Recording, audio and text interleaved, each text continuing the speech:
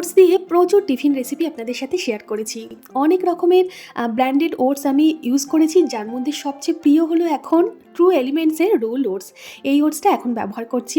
এই ওটস দিয়ে একটা দারুণ টিফিন রেসিপি শেয়ার করব, যার জন্য একটা মিক্সিং জারে 1 হাতা রোলড ওটস, 2 হাতা হালকা ভাপিয়ে নেওয়া মটরশুঁটি, 1 ইঞ্চি মতন আদা কুচি, 4 কোয়া রসুন, সামান্য কাঁচা লঙ্কা আর সামান্য লবণ দিয়ে হাফ কাপ মতন জল দিয়ে এটা একটা ঘন পেস্ট তৈরি করে নেব।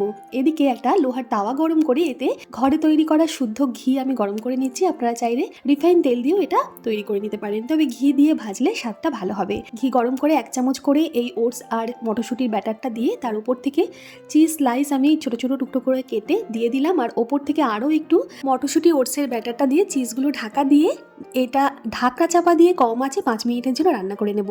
ঢাকনা খুলে অপর পিঠ উল্টেও ভেজে নেব। তৈরি হয়ে যাবে আমাদের দারুণ স্বাদের ওটস আর মটরশুঁটির কাটলেট। কেমন লাগলো রেসিপিটা জানাবেন।